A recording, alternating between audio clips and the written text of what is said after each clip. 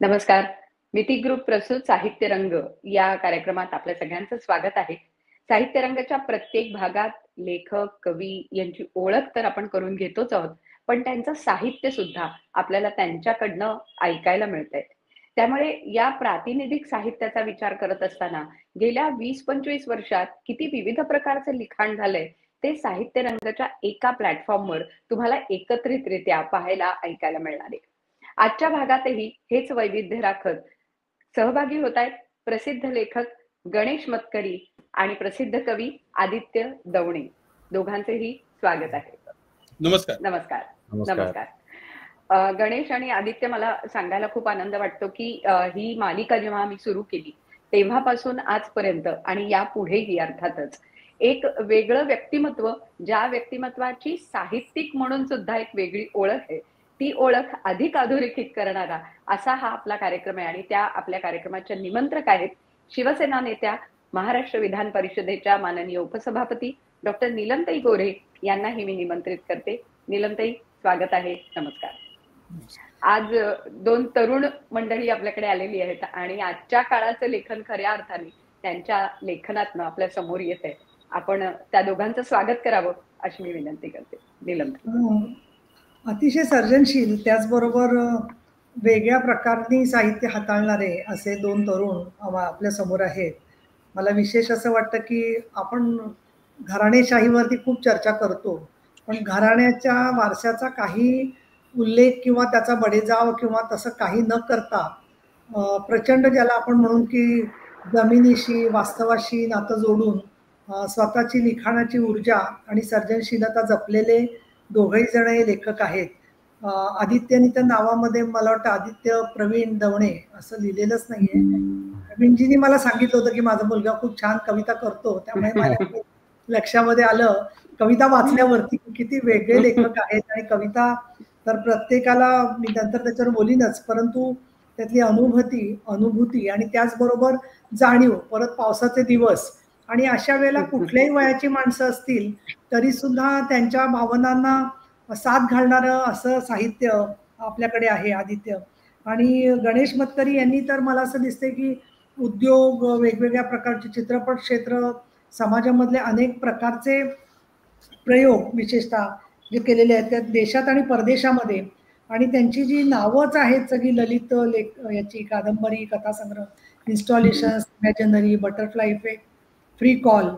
आता आपण इंग्लिश नावं का देतो असे पूर्वी प्रश्न विचारायचे, पण आता तो प्रश्न मागे पडलेला आहे, कारण काही गोष्टींचा अर्थ थोड्या शब्दामध्ये देता येतो असं मला वाटतं. खूप पुरस्कार गणेश मतकरींना मिळालेले आहेत, त्यांची जाणीव आहे. पण आमची अपेक्षा अशी होती, आपल्याला आदित्य आणि गणेश दोघांनाही सांगायला मला आवडेल की 2000 सालाच्या नंतर वेगळं जे म्हणजे सगळं आधुनिकीकरण झालं, माध्यमांचं जागतिकीकरण झालं, एका अर्थाने आपली आसपासची परिसर, पायाभूत सुविधा बदलल्या, माणसाचे दुःख प्रश्न तेच आहेत, नवीन प्रश्न तयार झाले. पण 2000 सालाच्या नंतर ज्यांनी एक उभारी घेऊन लिखाण जोरकसपणे केलेलं आहे, अशा लेखकांची ओळख सगळ्यांना महाराष्ट्राला आहे, पण ती अजून त्यांच्याशी संवादाची संधी मिळत नाही. किंवा आपले जे समारंभ होतात किंवा कार्यक्रम होतात किंवा काही ठिकाणी साहित्य संवादाचे कार्यक्रम सुद्धा प्रत्यक्षात होतात, तिथे बहुतेक वेळेला तपशीलवार चर्चा किंवा तपशीलवार मुलाखत होत नाही. आणि मग काय होतं की त्या माणसाला स्वतःला काय म्हणायचंय याच्यापेक्षा लोकांचा जो दबाव असतो त्याच्यामधून त्या वेळेमध्ये त्यांना बसवणं भाग पडतं. आणि म्हणून आम्ही याच्यात असं ठरवलं होतं की दोघं जणांना निदान 15-20 मिनिटं स्वतःला जे आवडतं आहे ते व्यक्त करण्यासाठी म्हणून जर का आपण अवकाश उत्पन्न केला तर हे यूट्यूबवर कायमच राहतं. परत फेसबुकवरती जर आपण टाकतोच मितीच्या, आणि माझाही जो अकाउंट आहे ट्विटरचा त्याच्यावरती टाकतो, ज्याचे 48,000 फॉलोअर्स आहेत. त्यातले काही लोक तरी ते नक्कीच बघतात. स्त्री आधार केंद्राच्या फेसबुकवर टाकतो, तुम्ही तुमच्या वॉल्सवरती किंवा याच्यावरती सोशल मीडियावर टाकू शकता. आणि जेणेकरून ज्यांना तुमच्याबद्दल उत्सुकता आहे किंवा ज्यांनी तुमचं एखादं पुस्तक वाचलेलं आहे त्यांना अधिक तुमचा माणूसपणा, आणखी लिखाणाचं सगळं ओळख व्हावी. आणि ज्यांना नाव ऐकलेलं आहे पण म्हणजे अजून काय म्हणायचे की एखादी कविता वाचलेली असते, आदित्यच्या तर कविता फारच म्हणजे अविस्मरणीय आहेत असं मी म्हणेन. तर अशा कविता वाचल्यावरती तो लेखक अजून काय लिहितात याच्याबद्दल साहित्य रसिकांच्या मनामध्ये खूप उत्सुकता असते आणि साहित्याचा विचार प्रसार व्हावा. आणि महत्वाचं म्हणजे या आपल्या माध्यमाला देशोदेशीच्या भिंती नाहीयेत. जे जे मराठी प्रेमी आहेत ते कुठल्याही देशातून कुठल्याही वेळेला हा कार्यक्रम पाहू शकतात. हे एक त्याचं चांगलं सामर्थ्य आहे. कारण बाकीच्या वाहिन्यांचाही प्रभाव चांगला असतो, आपलं दूरदर्शन असेल किंवा एबीपी माझा असेल, पण त्या ठराविक वेळेची लिंक माहिती असून मग ती शोधावी लागते. तर हे साहित्य रंग म्हटलं तर तुमचं नाव घातलं की ताबडतोबच कुठल्याही वेळेला लोक पाहू शकतात. ही एक त्याच्यातली फार चांगली गोष्ट आहे आणि म्हणून आम्ही हा प्रयोग सुरू केला. आणि उत्तरा थोड्या वेळामध्ये तिची, मला असं वाटतं तिने तिच्या मनात एक गुप्त यादी करून ठेवलेली आहे की पुढच्या वर्षभरात कोणाला बोलवायचं. मी तुला सांगितलं की ती अगदी 8-10 तासामध्ये गाठते आणि त्यांना विनंती करते आणि सगळ्या मान्यवर साहित्यिक आम्हाला सहकार्य देतात. मग सगळं तर लाईव्ह बसते ऐकायला नेहमी, परंतु आज थोडीशी बाकीची गडबड पण आहे. सोलापूरला एक केस झालेली आहे परत आत्महत्येची, त्याच्यामुळे थोडी मी बॅकस्टेजवरून पूर्ण ऐकते सगळं आणि त्याच्यानंतर मी वेगळं तुमच्या समोर जे मी सांगते नेहमी की मला कसं वाटलं आणि आभार मानते, तर ते सुरुवातीलाच मी तुमचे आभार मानते आणि शेवटी मग आपलं साहित्य ऐकल्यावरती मला जे काय भावतंय ते नक्कीच व्यक्त करीन. ते तुम्ही कार्यक्रमाच्या आधी त्यांना बघायला पाठवा. तर मी तुमचं मनापासून स्वागत करते आणि जास्तीत जास्त याच्यामध्ये मला तर वाटतं की मी नाहीये याचं मला दुःख झालं असलं तरी तुम्हाला जास्त मोकळेपणा वाटतोय का हे सिक्रेट काळजीपूर्वक ऐकणार आहे. धन्यवाद. एक श्रोता जातोय त्यामुळे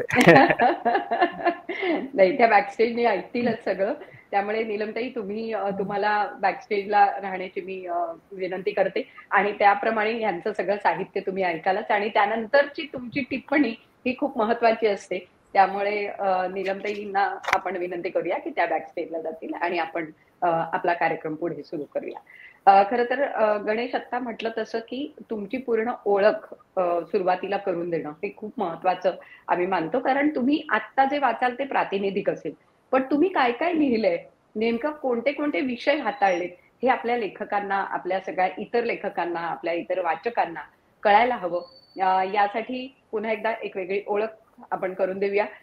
तर गणेश मतकरी शिक्षणाने आर्किटेक्ट, पण लेखन आणि समीक्षेत एक लक्षवेधी कामगिरी त्यांनी केलेली आहे. 1997 पासून समीक्षा लेखन करतायत. 2014 ते 2020 या काळात पुणे मिरर या इंग्रजी दैनिकात मराठी चित्रपटांची समीक्षा हा एक महत्वाचा खरं तर विषय तुम्ही हाताळलेला आहे. समीक्षा असेल, कादंबरी असेल, कथासंग्रह असेल, अशा विविध साहित्य प्रकारात अनेक पुस्तकं प्रकाशित झालेली आहेत. जागतिक चित्रपट इतिहासाचं विस्तृत पट मांडणारं चित्रपट प्रवाहांचा इतिहास जागतिक आणि भारतीय हे पुस्तक गणेश तुझं खूपच महत्वाचं आहे आणि जे साहित्य आणि संस्कृती महामंडळाकडनं प्रकाशित झालेलं आहे. 2014 मध्ये प्रकाशित खिडक्या अर्ध्या उघड्या या प्रायोगिक कादंबरीपासून ललित लेखनाला सुरुवात केली आणि त्यानंतर अनेक प्रकारचं ललित लेखन केलेलं आहे, ज्याच्यामध्ये इन्स्टॉलेशन सारखा कथासंग्रह आहे, इमॅजिनरी हा कथासंग्रह आहे किंवा बटरफ्लाय इफेक्ट आहे, फ्री कॉल आहे, तडा आहे.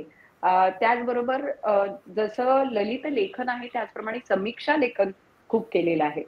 फिल्म मेकर्स असेल, सिनेमॅटिक असेल किंवा चौकटी बाहेरचा सिनेमा, समाजवाद आणि हिंदी सिनेमा स्कोप, शेल्फी हा परत एक वेगळा विषय आहे,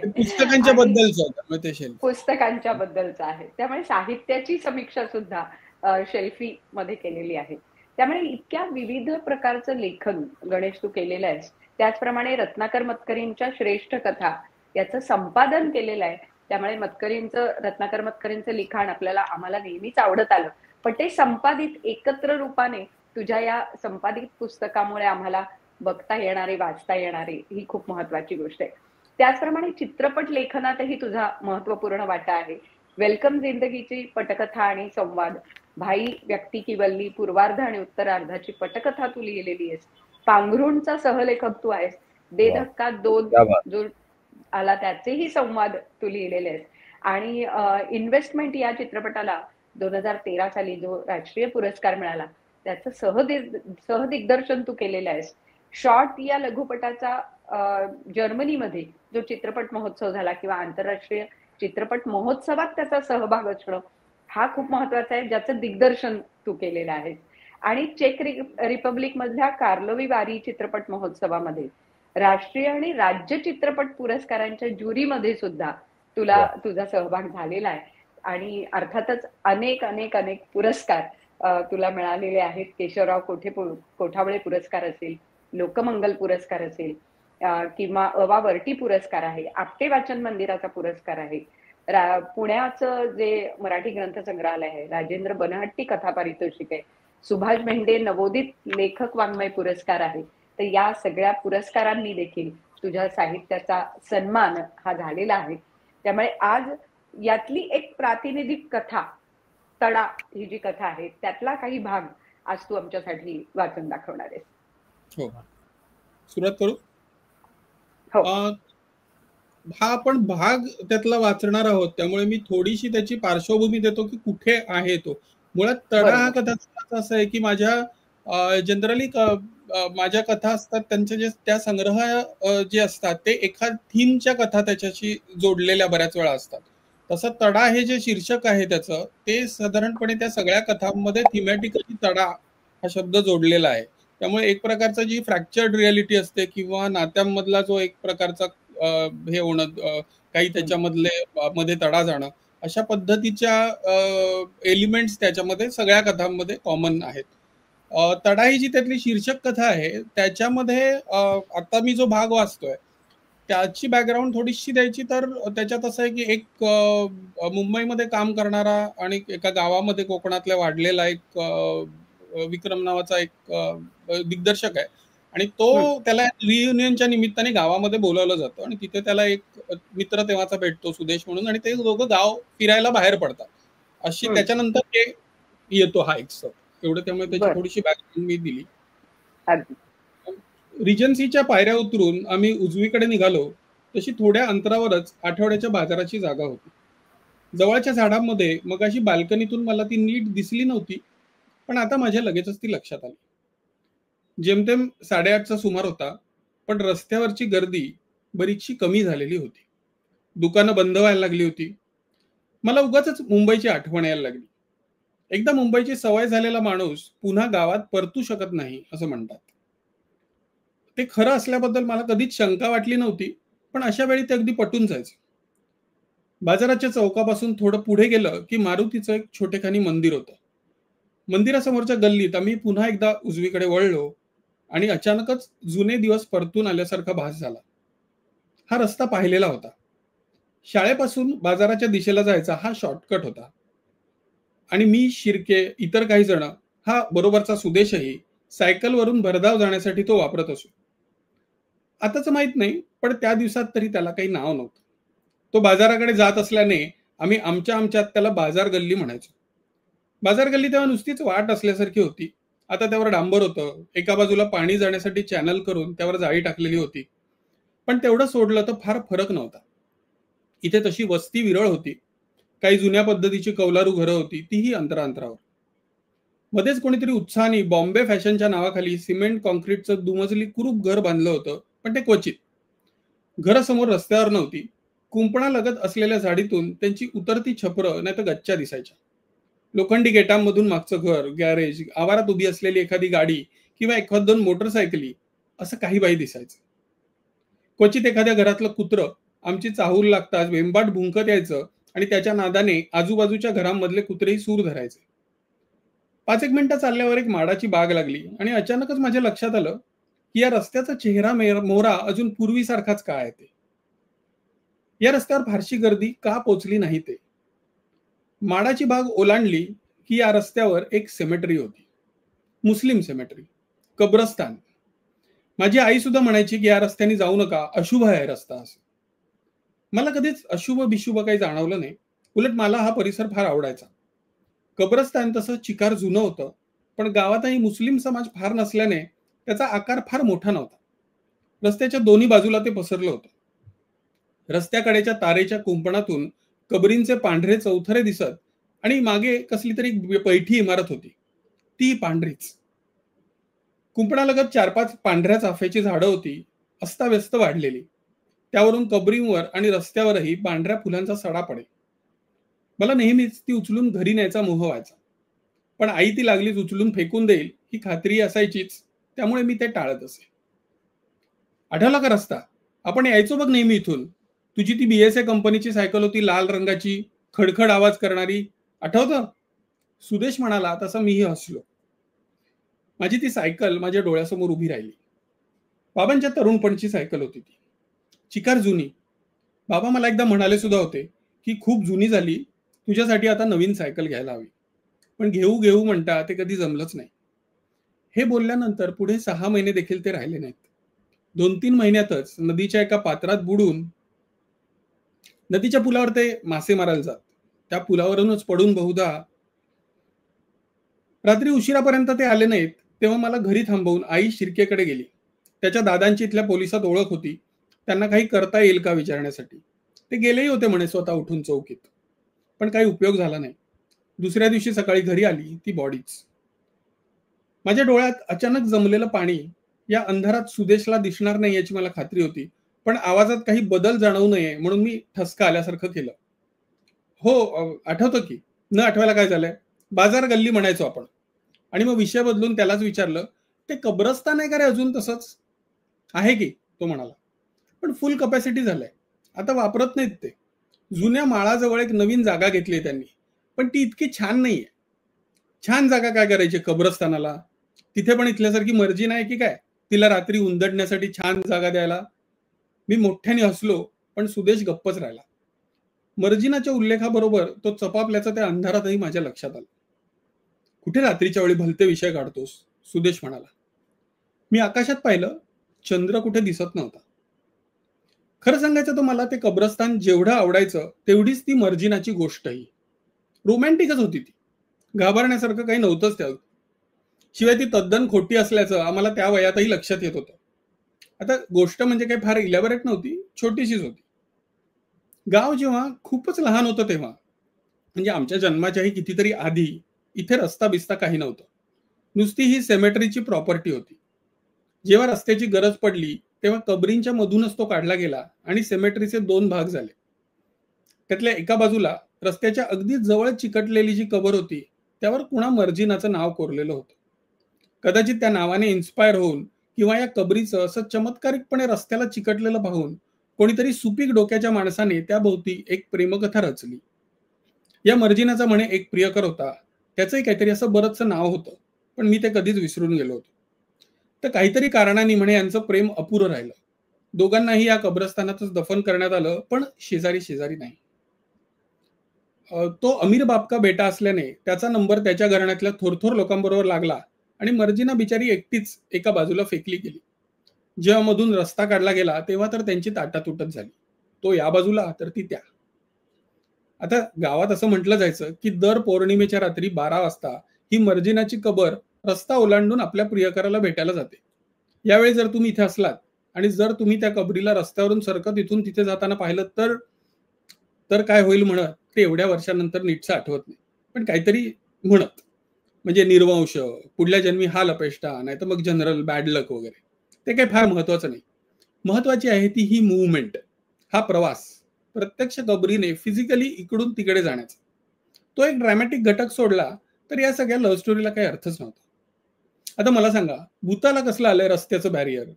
परलोक सिधारलेले सगळे आत्मे एकाच जागी असणार ना, मग पृथ्वीच्या कुंपणाचा अडसर त्यांना का पडावा?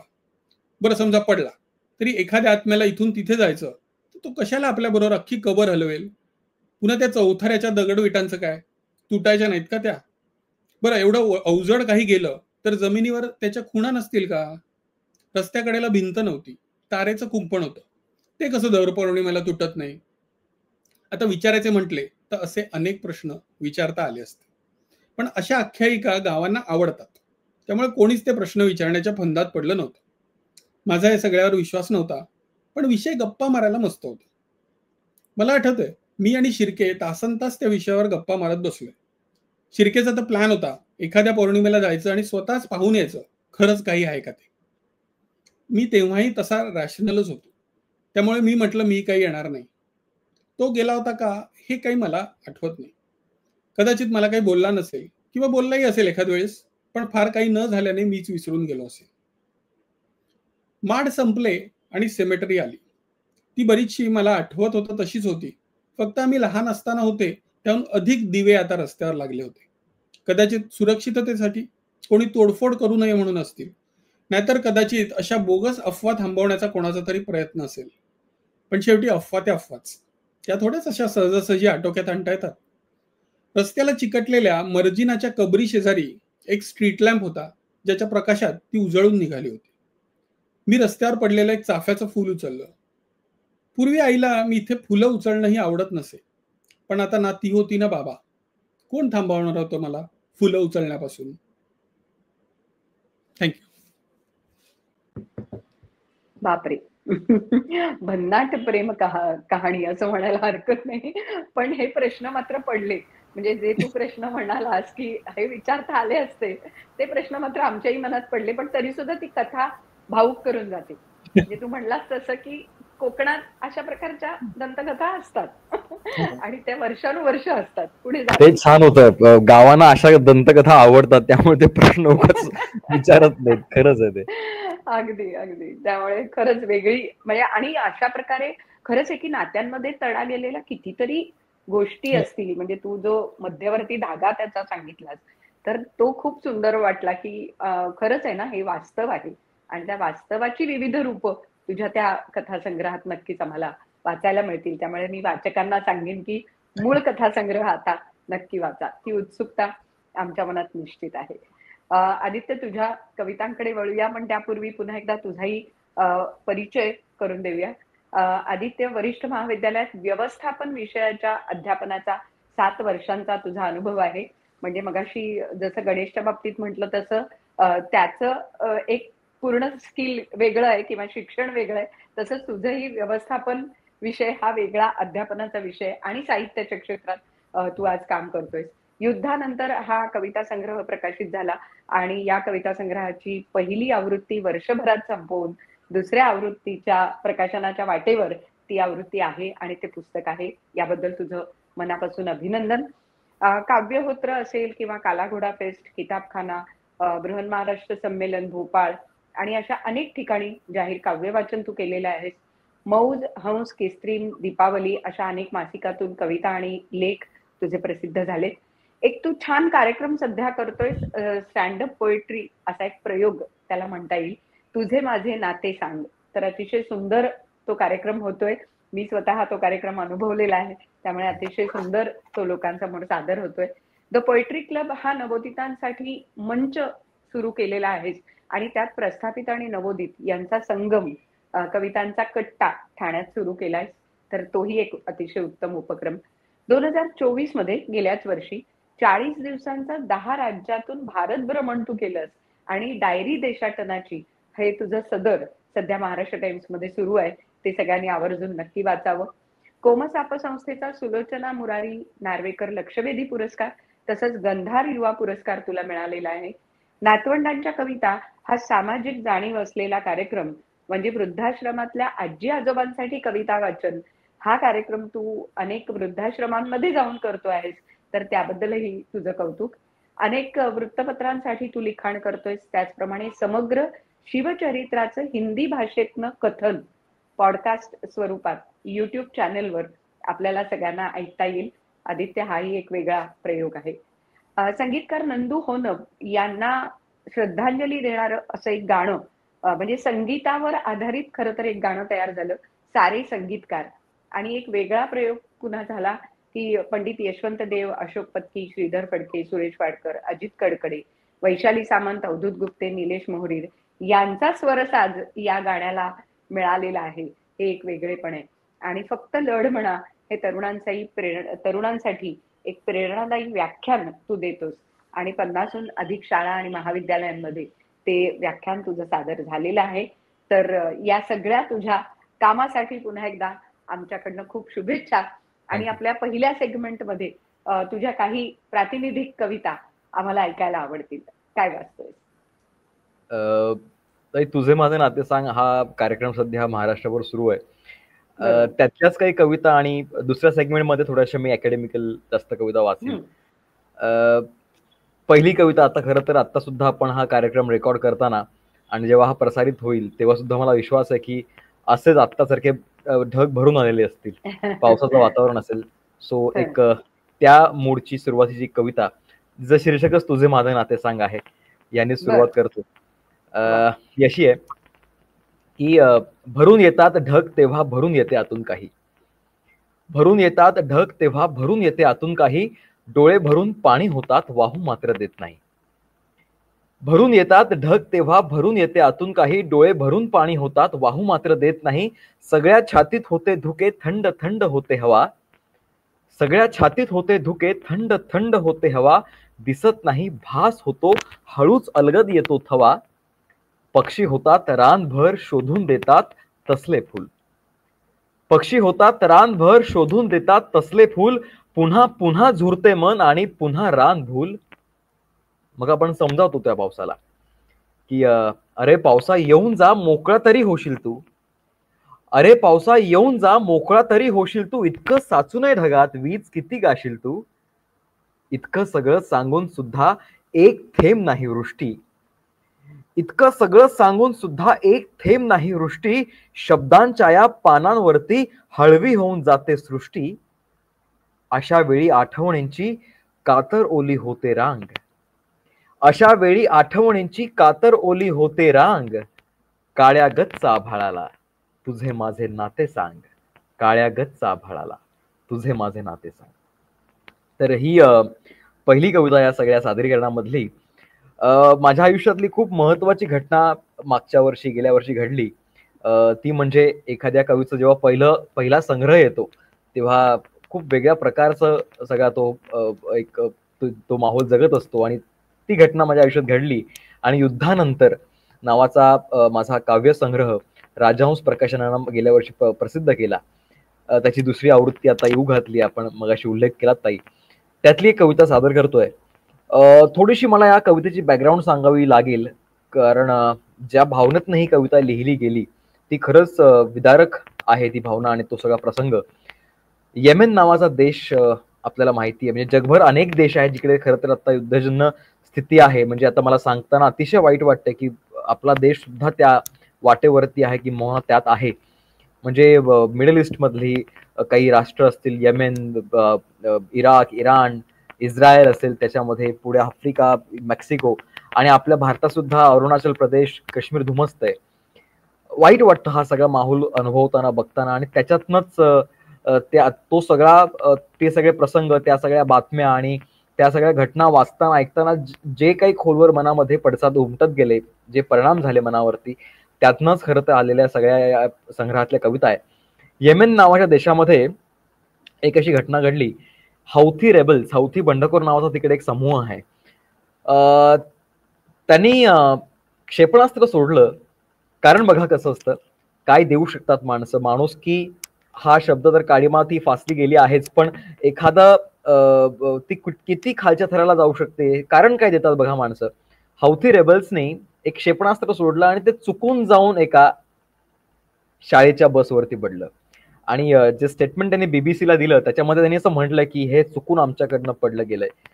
आणि त्या बसमध्ये मुलं होती. ती बातमी मी बीबीसी वरती पाहिली, वाचली, आणि त्याच्यानंतर जे माझ्या मनात उरात घुसळलं त्यातनं आलेली ही कविता आहे. शीर्षक आहे कवितेचं अनुवाद. जिथे मुले खेळायची ती बागच त्यांची दफनभूमी झाली आहे. जिथे मुले खेळायची ती बागच त्यांची दफनभूमी झाली आहे. अकबर आज पीटीचा तास म्हणून खुशीत बसमध्ये चढला होता. हादीर परीक्षेचा अभ्यास न झाल्यामुळे परेशान होता. हल्ल्यापूर्वी ओसामाने हा व्हिडिओ रेकॉर्ड केला. प्रवासात मुले गाणी म्हणत होती. तो आणि त्याचा लहान भाऊ दोघेही स्फोटात मारले गेले. शाळेतले रिकामे वर्ग कसलीशी कैफियत मांडतात. शाळेतले रिकामे वर्ग कसलीशी कैफियत मांडतात. शिक्षक शिकवताना सुन्न होतात आणि हजेरीच्या वेळी अनुपस्थित शेरा देताना खोल आतून गलबलतात. देशात शिक्षणाला वाव नसल्यामुळे एकही मुलगी दगावली नाही. हल्ल्यातून जिवंत वाचले अपंग झाल्या मुलांनी परिधान केल्या वस्त्रातून काहींच्या जखमा दिसतात, काहींच्या दिसत नाहीत. मोहम्मद इब्राहिम वाचला, आयुष्य तसं उरलं नाही आणि भविष्यही बेचिराग झालं म्हणताना तो जराही चाचरला नाही. मृत मुलांना ओळखताना पालकांना कष्ट पडले. मृत मुलांना ओळखताना पालकांना कष्ट पडले. जवळजवळ विद्रूप होऊन अस्पष्ट झाल्या चेहऱ्यांमुळे प्रत्येक पोर आपलेच त्यांना भासू लागले. इंजमाम अल हुरागी यांनी 10 वर्षांचा मुलगा गमावला. त्याची ओळख दातांवरून पटली, तर काहींची ओळख पटेपर्यंत खणून ठेवलेल्या काही जागा तशाच ठेवण्यात येणार आहेत. अस्वस्थ होऊन मी पेपर मिटला. अस्वस्थ होऊन मी पेपर मिटला, टिपणं काढली. केवळ बातमीचा अनुवाद केल्यानंतर तिची कविता होते. हे खरंच किती भयंकर आहे. हे खरंच किती भयंकर आहे. हे खरंच किती भयंकर आहे. ही कविता जेव्हा कार्यक्रमात सादर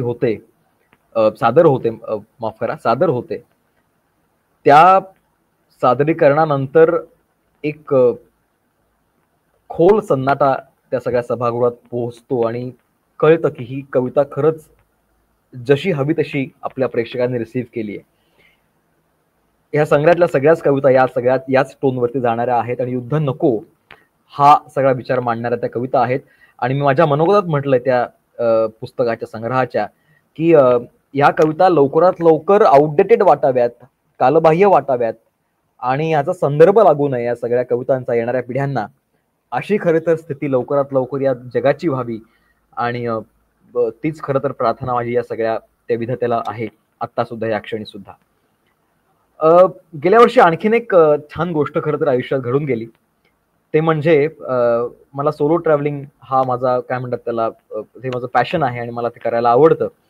आणि माझी फार वर्षांची इच्छा होती की आपण 8 दिवस 10 दिवस जाऊन येतो एका ठिकाणी आणि परत येतो आणि मग तसा आपल्याला जो देश कळायला हवा तसा कळत नाहीये.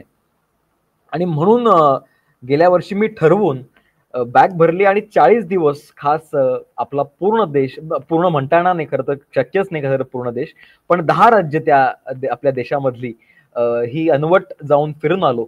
अगदी बजेट बॅकपॅकिंग ते होतं. म्हणजे जर का सांगायला खरं तर नको, पण तरी सुद्धा आपण आता एक मैत्री झाली म्हणून सांगायला हरकत नाही.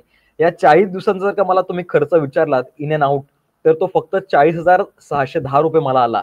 त्यामुळे इतकं ते मिनिमलिस्टिक जगण्याचा प्रयत्न मी त्या काळात केला. आणि म्हणून मला खरं तर मला सांगावं असं वाटतं की तळागाळातला भारत कळू शकला.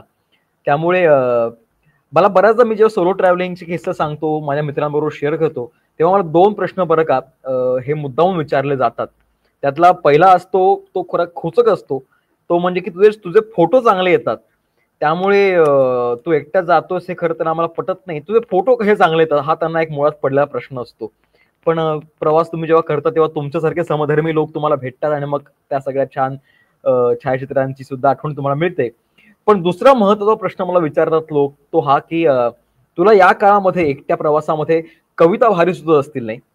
तर मला या माध्यमातून पुन्हा सांगावं असं वाटतं की या एकट्या प्रवासात मला आतापर्यंत एकही प्रवास करत असताना कविता सुचली नाहीये. त्यातलं कारण मला माहित नाही, मी तो प्रवास पूर्ण जगत असतो असं मला वाटतं. पण यावेळी झालं असं की 40 दिवस प्रवास झाला, मी घरी आलो, मी माझ्या पलंगावरती छान बसलो होतो आणि का कुणास ठाऊक तो सगळा 40 दिवसांचा प्रवास माझ्या मनामध्ये घुसळत होता, घुमत होता. आणि त्या क्षणी जी स्थिती झाली ना, ती स्थिती त्या पुढच्या कवितेतनं मांडण्याचा प्रयत्न केलाय. या कवितेमध्ये कुठल्याही स्थळाचा, व्यक्तीचा उल्लेख नाही, पण तरी सुद्धा मला असं वाटतं की ही जी कविता सादर करतोय स्थिती नावाची, ती त्या सगळ्या 40 दिवसांच्या अनुभवावरती आहे की काय असं मला ते वाटतं आणि ती सादर करतो. शीर्षक आहे पुन्हा एकदा कवितेचं स्थिती. कशी वाटते बघा. नाजूक हळव्या रंगांचा या सोडून द्यावा भार, नाजूक हळव्या रंगांचा या सोडून द्यावा भार, इथेच यावा मृत्यू आणिक पार करावे द्वार. नाजूक हळव्या रंगांचा या सोडून द्यावा भार, इथेच यावा मृत्यू आणिक पार करावे द्वार. ताड ताड मग चालत जावे नक्षत्रांच्या गावी. ताड ताड मग चालत जावे नक्षत्रांच्या गावी, उल्का झेलून ओवून त्यांची सुरेख माला व्हावी. चूळ भरावी आणि वहावी आकाशातील गंगा, चूळ भरावी आणि वहावी आकाशातील गंगा, हजार सूर्यांभवती व्हावा एकला आपुला दंगा. ग्रहतार्यांना जरब बसावी असे करावे काही, ग्रहतार्यांना जरब बसावी असे करावे काही, आपण येता बिचकून जाव्या दिशा बापुड्या दाही. पृथ्वीवरुनी निघून जाणे वसूल होऊन जावे, पृथ्वीवरुनी निघून जाणे वसूल होऊन जावे. ब्रह्मांडावर हक्क सांगुनी असेच मस्त राहावे, ब्रह्मांडावर हक्क सांगुनी असेच मस्त राहावे, असेच मस्त राहावे. धन्यवाद. वा वा, खरंच म्हणजे ज्या पद्धतीने तू शेवटच्या सफरीबद्दल सांगितलंस ना, आणि किती कमी खर्चात आपण ती करू शकतो हे मुद्दाम आवर्जून सांगितलंस. पर्यटनात आपण समृद्ध कसे होतो हे खरं तर तुझ्या या स्थिती कवितेवरनं लक्षात येतं.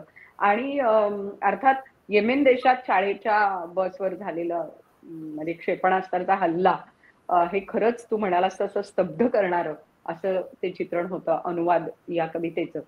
आणि जी पहिली कविता वाचलीस त्याच्यातनं ना मला बाबांचा एक संदर्भ आठवला. म्हणजे शांताबाई आणि बाबांच्या मध्ये झालेला एक संवाद आभाळ आणि आकाश मधला.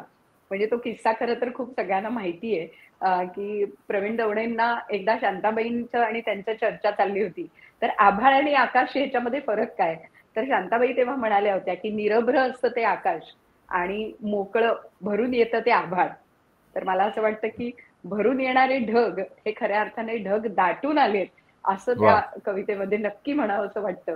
इतकं सुंदर खरं तर तू त्या कवितेचं वर्णन केलंस आणि खूप सुंदर तीन वेगळ्या परफॉर्म करतोस ते चांगलं आहे, कारण त्या म्हणजे परफॉर्मन्सच्या पण आहेत कविता, म्हणजे अशा त्या नुसत्या वाचण्याच्या नाहीत, त्या परफॉर्मन्सच्या पण आहेत. आणि गणेश दुसरं की त्याने ती पार्श्वभूमी सांगितल्यामुळे आपण पण कनेक्ट होतो नाही का, त्या कवितांशी कनेक्ट झालो असं आहे. गणेश तुझ्या लेखनाकडे परत एकदा वळूया. आणि जो चित्रपट प्रवाहांचा इतिहास म्हणजे इतकं मोठं संदर्भाचं पुस्तक खऱ्या अर्थाने ज्याला म्हणता येईल असं तू लिहिलेलं आहेस, तर या जागतिक आणि भारतीय चित्रपटांचा जो काही इतिहास आहे त्यातला एक लेख आज आमच्यासाठी तू वाचशील. चित्रपट प्रवाहांचा इतिहास हे साधारण 600 पानांच्या आसपासचं पुस्तक आहे. आणि त्याच्या मागची कल्पना अशी होती की आपण जनरली असं असतं की आपण जेव्हा भारतीय चित्रपटांबद्दल बोलतो तेव्हा आपण त्याच्याविषयीच बोलतो, किंवा परदेशी चित्रपटांबद्दल बोलतो तेव्हा तो भाग आपण कव्हर करतो. पण आपल्याकडे असं कोरिलेट होत नाही की त्यांच्याकडे काय चाललंय, आपल्याकडे तेव्हा काय चाललं होतं आणि कशा पद्धतीने एकूण सिनेमा पुढे जात चालला होता. हे आपल्याला असं एक मोठं बिग पिक्चर आपल्या समोर येत नाही कधी. तर त्यामुळे असा विचार आला होता माझ्या डोक्यात की साधारण 125 वर्षांचा इतिहास आहे सिनेमाचा आता. तर तो अख्खा इतिहास आपण एका वेगळ्या पद्धतीने कव्हर करता येईल का बघूया, की ज्याच्यामध्ये काही एका विचार प्रवाहाने किंवा काही चळवळींमधून किंवा अशा एकत्रितपणे कुठल्या तरी विचारांनी बांधलेले असे सिनेमे येत जातात. आणि मग त्याच्यामध्ये आपल्याला असं दिसतं की आपल्याकडे आता समांतर सिनेमाची चळवळ उदाहरणार्थ आपण पाहिली, किंवा इटलीमधली नववास्तववादाची आपण चळवळ पाहिली. तर असं दिसतं की ह्या सगळे हे जे सिनेमा आहेत हे जे एकत्रितपणे असे प्रकारचे प्रयोग होत गेले त्याच्यामधून बराचसा सिनेमाचा प्रोग्रेस होत गेलेला आहे. त्याच्यातला काही भाग हा तांत्रिक प्रगतीचा आहे, काही भाग हा वैचारिक प्रगतीचा आहे, काही भाग शैलीच्या याचा आहे. तर मग अशा सिनेमांना बांधून आपल्याला 125 वर्षांचा इतिहास करता येतो का, आणि आपला आणि बाहेरचा एकत्रितपणे असं बघत. तर अशा दृष्टीने ते सुरू झालं होतं. साधारण 3-1 वर्ष लिहिण्याचं त्याचं काम होतं. आणि त्याच्यात अर्थात बरेच बघायला लागले. त्यामुळे सिनेमा बघणे हा एक जवळजवळ 1-1.5 वर्षाचा पहिला त्याच्यामधला असं करून ते केलेलं आहे. तर त्याच्यामधला हा जो मी आता वाचणारा भाग हा त्यातला एका लेखामधला आहे. तर लेखाचं नाव आहे प्रभातची सामाजिक चित्रत्रय. तर आपल्याकडे जेव्हा रिअलिझम आणि सोशल हे वगैरे यायला लागले, सामाजिक विचार सिनेमामधून यायला लागले, तेव्हा प्रभातचं लक्षात राहण्यासारखं काम म्हणजे व्ही शांताराम यांनी दिग्दर्शित केलेले जे सिनेमे 3 होते, कुंकू, माणूस आणि शेजारी, याच्याबद्दलचा तो लेख आहे. आणि त्याच्यामधला हा एक छोटा भाग आहे तो मी वाचतोय. सावकारी पाश या सावकाराच्या हातून होणाऱ्या शेतकऱ्यांच्या पिळवणुकीबद्दलच्या महाराष्ट्र फिल्म कंपनीच्या चित्रपटात शांतारामांनी जरी प्रमुख भूमिका केली असली तरी कुंकूपर्यंत त्यांनी केलेल्या दिग्दर्शकीय कामात ते सामाजिक वळण दिसत नाही. गोपालकृष्ण, चंद्रसेना, माया मच्छिंद्र, सिंहगड, अमृत मंथन अशी काही उदाहरणं पाहिली तरीही आपल्या लक्षात येईल की विषय, सादरीकरण या बाबतीत ते तत्कालीन प्रेक्षक प्रतिसाद, आवडीनिवडी यांचा विचार करूनच केलेले चित्रपट आहेत. ते दर्जेदार असले तरी त्यात काही वेगळेपणा नाही, आशयात काही अनपेक्षित नाही. प्रेक्षकांच्या चित्रपटाकडून असलेल्या करमणुकीच्या अपेक्षा चांगल्या रीतीने पुऱ्या करणं एवढाच या चित्रपटांमागचा प्रमुख हेतू आहे. नारायण हरी आपटेंच्या न पटणारी गोष्ट या कादंबरीवर आधारलेला कुंकू यापेक्षा खूपच वेगळा आहे. प्रभातचे चित्रपट केवळ त्यातील भव्य देखाव्यामुळे चालतात, दुसरं त्यात काही नसतं. या काही मंडळींकडून होणाऱ्या टीकेला प्रत्युत्तर देणं हे एक कारण हे आव्हान स्वीकारण्यासाठी कारणीभूत होतं, पण तेवढंच नाही. संगीतकार केशवराव भोळेंनी आपल्या माझे संगीत या पुस्तकात या निर्मितीमागचं आणखीन एक कारण सुचवलंय आणि ते म्हणजे प्रेमाशिवाय जीवन व्यर्थ आहे असा संदेश तरुण पिढीच्या मनात ठसवणाऱ्या आणि त्यांना या भव्य उदात्त कल्पनांनी हतबल करून सोडणाऱ्या देवदास सारख्या चित्रपटांना जोरदार उत्तर देणं. तरुण पिढीने नुसता विलाप करत बसण्यापेक्षा झुंजार वृत्तीने आल्या प्रसंगाला सामोरं जायला हवं असा संदेश तरुणांना द्यावा हा त्यामागचा हेतू होता. पण केवळ काही संदेश देण्यासाठी किंवा एखाद्या चित्रपटाला उत्तर देण्यासाठी व्ही शांतारामांनी हा विषय निवडला असं वाटत नाही. ही कादंबरी त्यांच्या डोक्यात अनेक दिवस घोळत होती आणि त्यावर चित्रपट करावा असं त्यांनाही वाटत होतंच. न पटणारी गोष्ट या कादंबरीची नायिका तरुण आहे आणि तिचं लग्न एका वृद्ध इसमा बरोबर लावून दिलं जातं.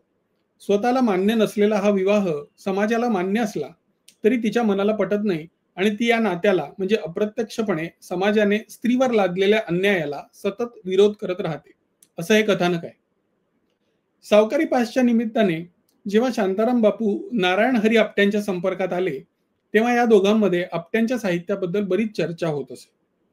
या काळात शांताराम बापूंनी ही नायिका खरी वाटत नाही, अशी क्रांतिकारी नायिका आपल्या भारतात असणार नाही या स्वरूपाचे उद्गार काढले.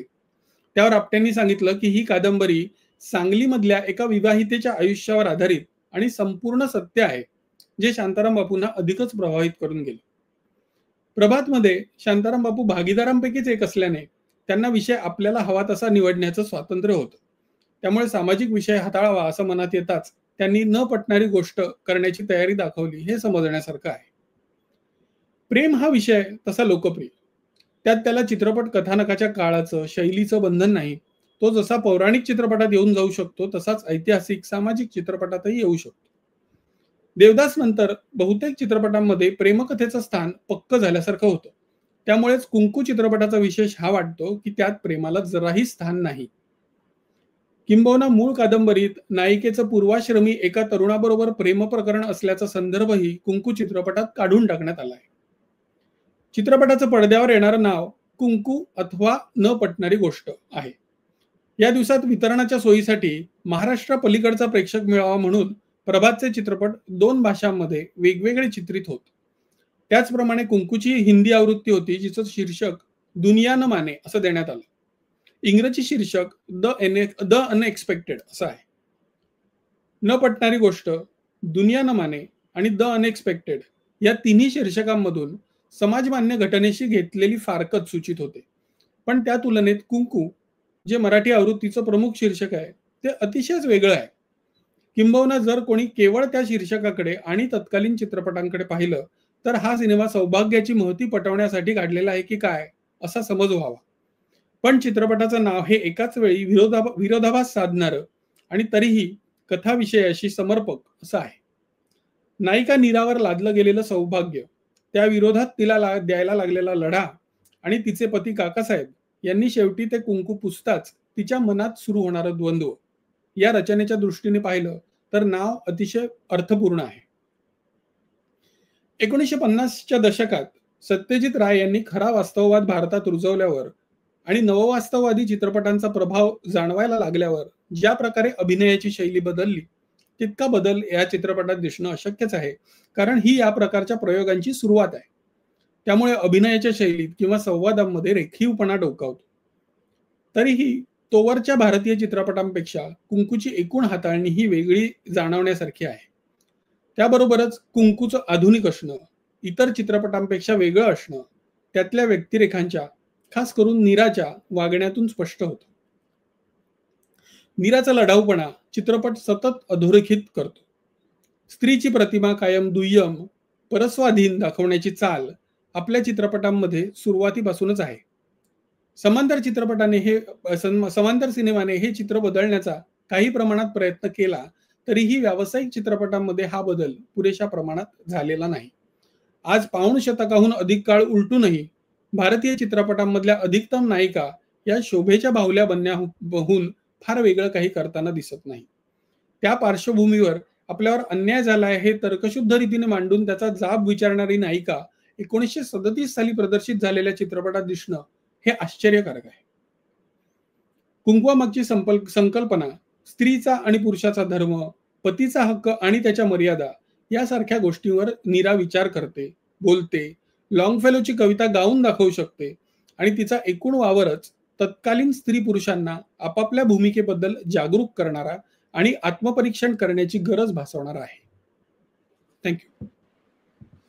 वा, म्हणजे अशा पद्धतीने जर आमच्या समोर हे चित्रण आलं तर नक्कीच या सगळ्या भारतीय चित्रपटांबद्दल आपण वेगळ्या पद्धतीने आम्ही विचार करू शकू.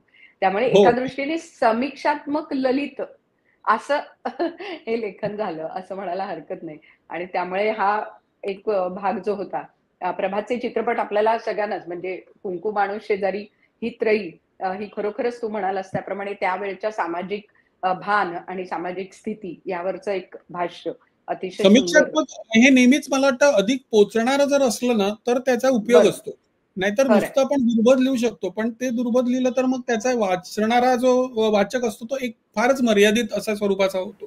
त्यापेक्षा जर माझ्या डोळ्यासमोर असं थोडंसं होतं की जी मुलं शिकतायत चित्रपटासंबंधी काही, त्यांच्यासाठी आपण इतिहासाची पुस्तकं पाहिली तर ती सगळी इंग्रजीमध्ये अधिक प्रमाणामध्ये आहे.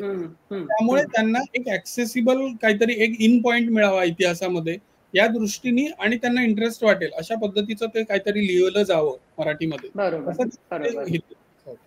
आणि तो तुलनात्मक अभ्यास म्हणतात ना, तसाही थोडासा झालाय की हे आहे तर काय, ते त्या पद्धतीने तिथे झालं तर काय, हा जो म्हणजे एक तू दिशा जी दिली आहेस ना त्या सगळ्या लेखनाला, त्यामुळे अभ्यासकांना नक्कीच ह्याचा उपयोग होईल एवढं निश्चितच आहे त्याच्यात. आदित्य, पुन्हा एकदा तुझ्या कवितांकडे वळू. आणि जसा एक म्हणतो ना की समाजात वेगवेगळ्या घटना घडत असतात आणि त्याचा कुठेतरी पडसाद ते असतात, ते कवी मनावर निश्चित होतात, जसं आधीच्या सेगमेंटमध्ये सुद्धा तू सांगितलं. तसं आणखीन काही वैविध्य असलेल्या अशा काही कविता आता तुझ्याकडनं ऐकायच्या. नक्कीच.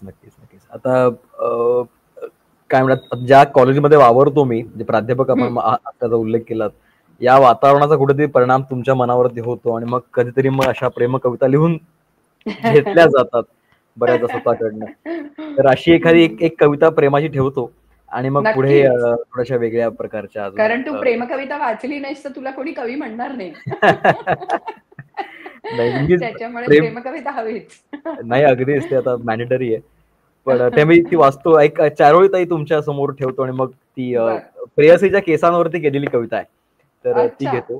त्या चारोळी अशा आहेत की तू नकोस बोलू मीही बोलत नाही, तू नकोस बोलू मीही बोलत नाही, शांत झिरपू दे दोघांमधली जाई, सहवास ऐकू दे मला तुझ्या गात्रांचा, मी अनाम श्रोता तू दिलेल्या पत्रांचा, मी अनाम श्रोता तू दिलेल्या पत्रांचा. ती पत्रांना सुद्धा तू एक वेगळी अशी कलाटणी दिलीस खऱ्या अर्थाने. प्रेमात पडलं की माणूस काय लिहित होता, त्यामुळे म्हणून त्या प्रेयसीच्या केसांवरती असं लिहिलं होतं की मोकळ्या केसात वारा नांदतो रेंगाळतो, आपुले मानून जगते रात्रभर गंधाळतो, तू असे नाहून मग आभाळ पाठी सोडले, तू असे नाहून मग आभाळ पाठी सोडले, हे असे दुर्मिळ क्षण मी खोल हृदयी पाळतो, घोळक्यातील एक बटही लाजली गालावरी, घोळक्यातील एक बटही लाजली गालावरी, सोन चाफा कर तुझा पण बघतिला सांभाळतो,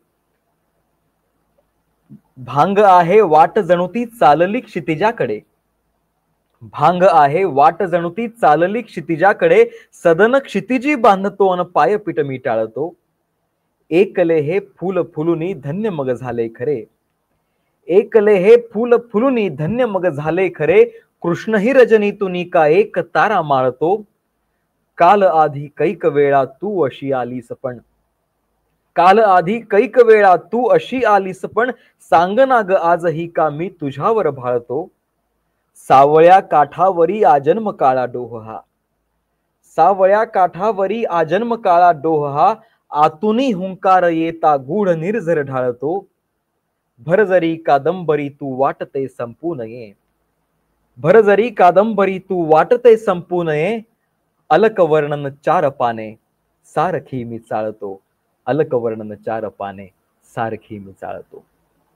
तर अशी ही प्रेमात पडल्यानंतरची थोडीफार असलेली कविता. पुढची कविता एका पुन्हा एकदा नव्या वळणाची आहे.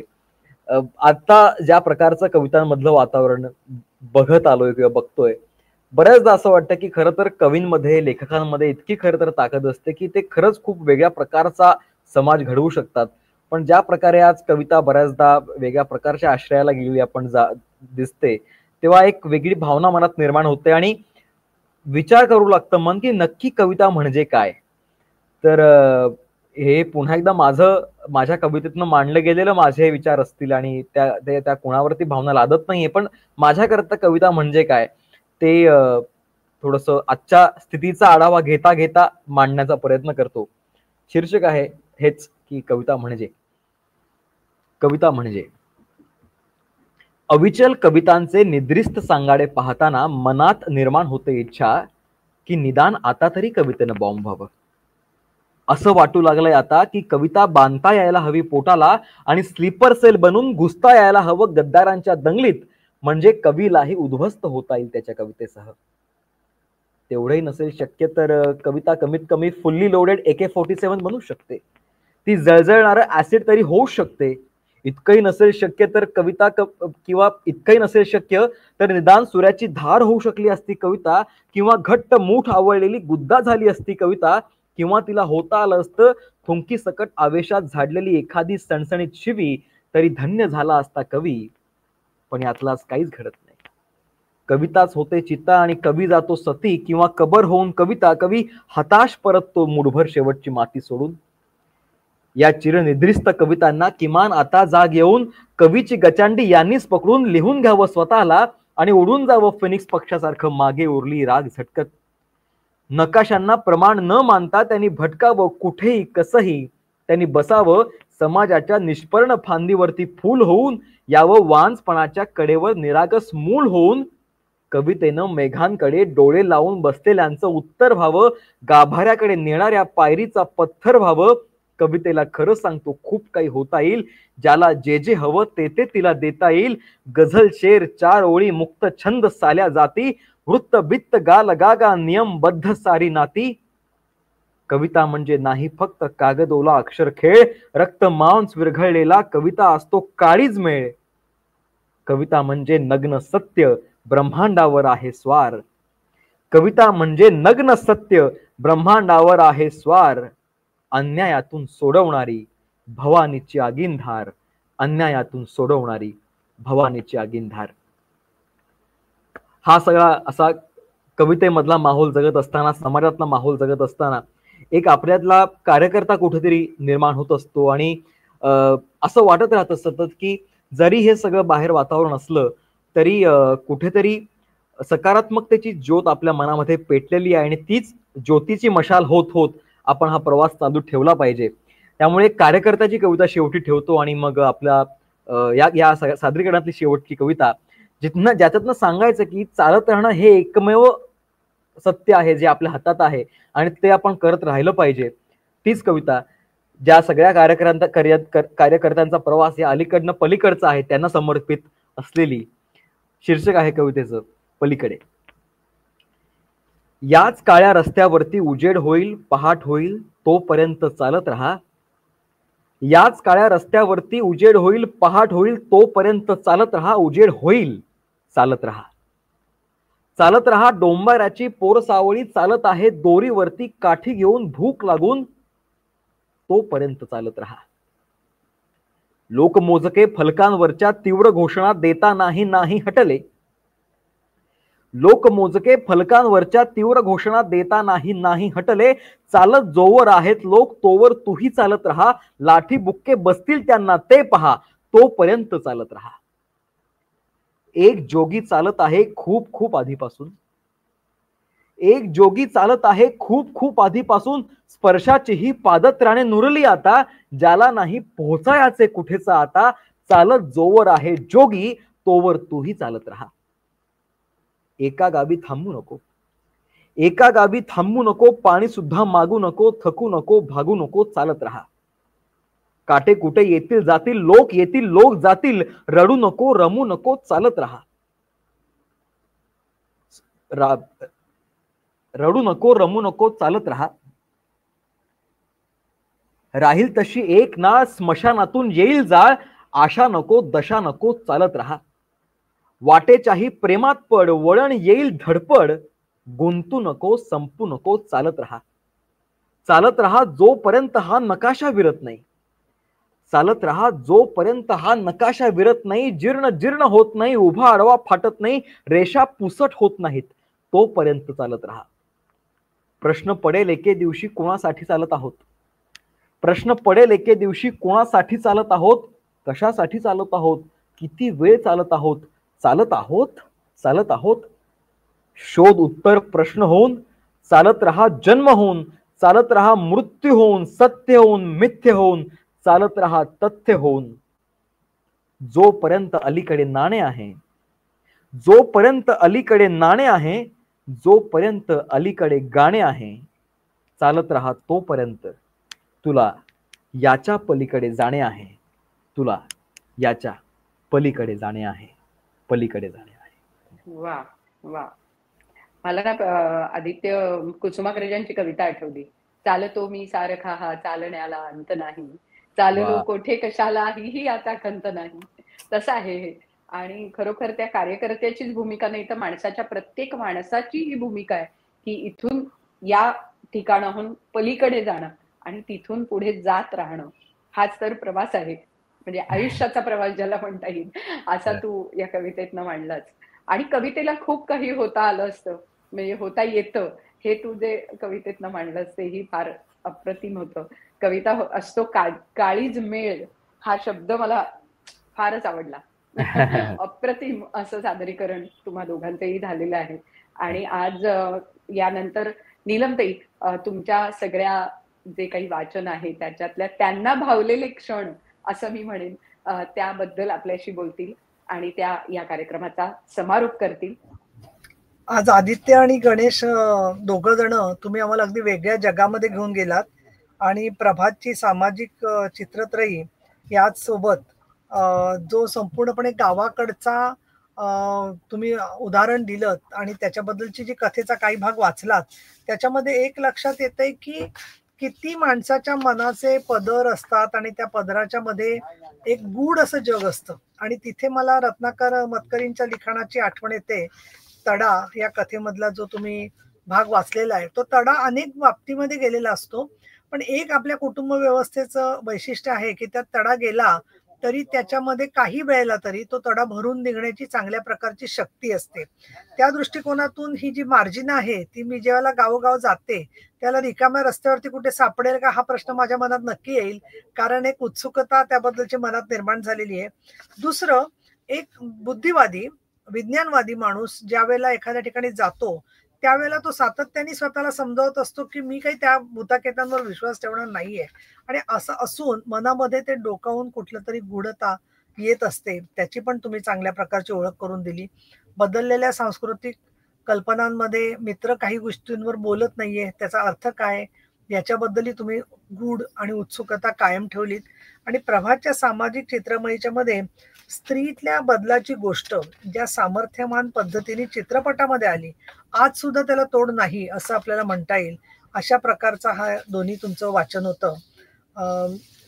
खूप खूप तुम्हाला शुभेच्छा गणेशजी आणि मी असं म्हणेन की वेगळ्या प्रकारच्या वैचारिक साहित्यिक दालनाचा ओळख तुमच्या साहित्यामधून होते आहे. आदित्य, तुमच्या कवितांना मी असं म्हणेन की कविता ज्या तुम्ही वाचल्या त्या अलवार आणि त्याचबरोबर हळूवार आणि त्याची अनुभूती प्रत्येकालाच येईल अशी नाहीये, पण भरून येतात ढग तेव्हा ही जी कविता आहे त्याच्याबद्दलचं बोलायचं झालं तर प्रत्येक जण बहुतेक साधारणपणे एक वेगळ्या बदलामधून जात असताना त्यामधून गेलेला असतो आणि शेवटच्या ज्या ओळी आहेत अशा वेळी आठवणींची कातर ओली होते रांग, काळ्या गच्च आभाळाला तुझे माझे नाते सांग. खूप सुंदर शब्द, भावना जी आहे ती अतूट आणखी अवीट स्वरूपाची भावना आहे आणि त्याचबरोबर त्यात एक खळुवारपणा आहे आणि त्याच्यामध्ये त्या दोन व्यक्तींमधलाच तो संवाद राहतो. निसर्गातली दोन माणसांची मनं जोडली जातात त्याच्याबद्दलचं एक फार सुंदर अशी अप्रतिम ही कविता आपली आहे. त्याखेरीज अनुवाद ही भेदक आणि सुन्न करणारी कविता आहे. स्थिती या संदर्भामध्ये सुद्धा तू नकोस बोलू मीही बोलत नाही ह्या कवितेमध्ये सुद्धा वेगळ्या प्रकारच्या भावना व्यक्त झालेल्या आहेत, पण त्या सगळ्या मानवी मनाच्या संवेदनांबद्दलच्या भूमिका आहेत. आणि कविता म्हणजे कविता असते जी आहे त्याच्या संदर्भामध्ये कविता असते म्हणताना तुम्ही म्हटले की कविता ब्रह्मांडावर आहे स्वार, अन्यायातून सोडवणारी भवानीची आगीनधार. ब्रह्मांडावर आहे स्वार, अन्यायातून सोडवणारी भवानीची आगीनधार. फार सुंदर कल्पना आहे आणि कवितेने स्वतः कवितेला शोधण्यापेक्षा कवितेने स्वार व्हावं कवीवरती, ही जी तुमची भूमिका आहे ती भूमिका खूप ज्याला आपण म्हणू की उत्सुकता वाढवणारी आणि त्याचबरोबर अपेक्षा वाढवणारी सुद्धा आहे. तुम्ही एकटे प्रवासाचे जे सगळे अनुभव सांगितलेले आहेत त्यामध्ये तुम्हाला असं निसर्ग आणि आसपासची माणसं याच्याशी जोडलं जाण्याचे वेगळ्या प्रकारचे अनुभव सुद्धा निश्चितपणाने मिळत असतील. आणि आदित्य दवणे आणि गणेश मतकरी या दोघांची स्वतंत्र ओळख मिळणं हेच मुळी पहिला जो टप्पा होता तो तुम्ही कधीच पार केलेला आहे आणि तुमचा स्वतःचा प्रवास जो आहे तो अजून पुढे चांगल्या प्रकारे सर्जनशील पद्धतीने चालू. आज आपण साहित्य रंगामध्ये आलात आणि सगळं तुमचं ऐकलं मी. एका बाजूला मला थोडंसं काही दुसऱ्या गोष्टी करायला लागल्या तरी सुद्धा, आणि ते ऐकत असताना स्वतः समोर तिथे स्क्रीनवरती बघून तुमचं ऐकायला हवं होतं असं वाटत होतं, पण ते शक्य झालं नाही. परंतु या सगळ्या ऐकल्यावरती एका वेगळ्या प्रदेशात घेऊन आपण गेलात आणि साहित्य रंगचे ते फार वेगळे रंग त्यामधून उलगडले. तुमचं ठसा आणि कार्य खूप चांगल्या पद्धतीने साहित्य अकादमीपर्यंत पोहोचो अशा प्रकारची आणि त्याच्याही पुढे पोहोचो अशा प्रकारची माझी तुम्हाला खूप खूप शुभेच्छा आणि अभिनंदन. त्यामुळे खरंच आहे, नीलमताई म्हणाल्या त्याप्रमाणे तुमच्या दोघांच्याही लेखनामध्ये जी ऊर्जा आहे, जी सकारात्मकता आहे ती निश्चितच यापुढेही उत्तम होत राहो.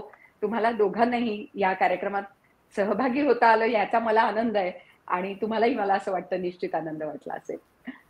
हो, नक्की. आम्हाला हे चांगलं वाटलं की अशा पद्धतीचे कार्यक्रम होत आहेत आणि जे आता नीलमताईंसारखे जे राजकारणामध्ये सक्रिय असलेले जे व्यक्ती आहे त्या अशा पद्धतीच्या याला एक प्रकारे साहित्याशी जोडून घेऊन ते पुढे नेण्याचा प्रयत्न करतायत, हे मला विशेष वाटलं.